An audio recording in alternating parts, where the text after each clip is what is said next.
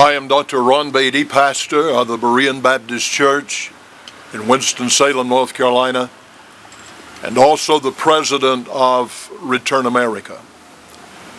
As president of Return America, I represent literally thousands of people across the state of North Carolina, from the mountains to the coast. We have proven that point even here in the city of Raleigh. When the marriage amendment was on the forefront in our state, we brought 4 major rallies into this city. Our first rally consisted of 12,000 people, and then 3 other rallies brought thousands of people to the city of Raleigh, North Carolina.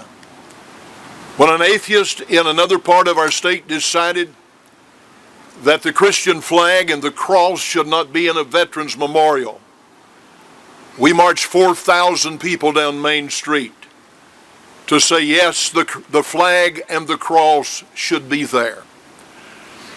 When others said that it was not right to exercise a certain deity in closing prayer in the municipalities across this state, especially in a certain city, we marched another 3,000 people down Main Street.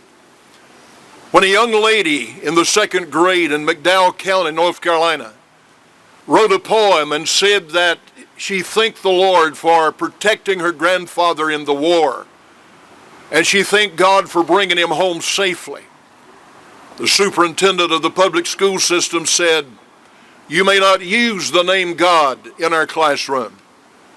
We went to Marion, North Carolina, and filled the gym on 2 occasions.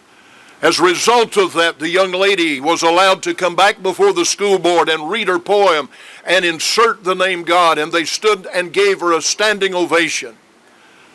Then our governor heard about that and brought her to his office, and I was honored to be with her and presented her a plaque for taking a stand in the classroom of McDowell County school system. I just say that to remind us that from the mountains to the coast, we have traveled across this state, and we have the ear and the hearts of multitudes of people in the state of North Carolina. And I come today to speak on their behalf. I come to speak today in a voice of unison.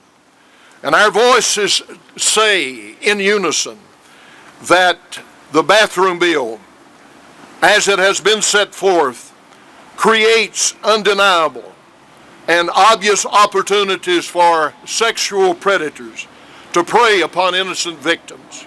The safety and the security of every woman in North Carolina should not be placed at risk in an attempt to be politically correct.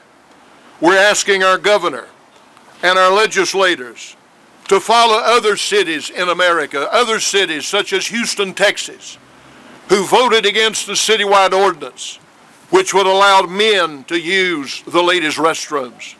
Springfield, Missouri, and Fayetteville, Arkansas, have also repealed such laws that would have opened up women's bathrooms to men.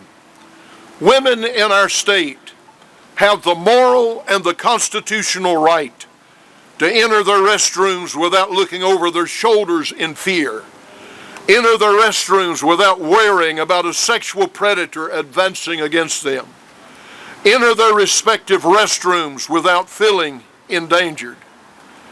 We urge our governor, we urge our legislators to pass a law in our state to protect our women, to protect our children, to protect our businesses, to protect our schools, to protect our people here in the state of North Carolina.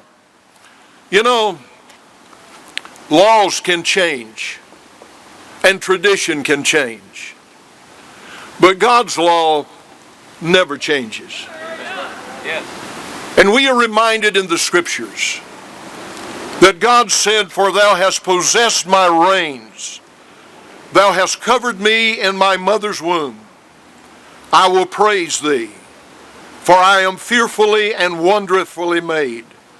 Marvelous are thy works, and that my soul knoweth right well. My substance was not hid from thee when I was made in secret, and curiously wrought in the lowest parts of the earth. Then I did see my substance yet being unperfect. And in thy book all my members were written, in which continuance were fashioned, when as yet there was none of them. You know, God is in charge of gender identity.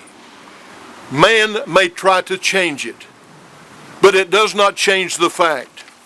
Man may act as if he's unstable and immoral, but God's law still speaks loud and clearly.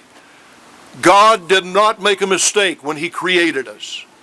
Man may try to change that, but God's law still says that moral people, Bible-believing people, should still stand up and take a stand and let our state and let our nation know that we believe it is morally wrong to allow men into restrooms of women and children, and make businesses pay fines, hefty fines, for upholding what our forefathers believed in and fought in. May God help us as Christians to stand up and be counted and stand firm against this ordinance. And once again, we say to our governor and we say to our legislators, we ask you to call our legislature in session and pass laws to outlaw the ordinance of Charlotte, North Carolina.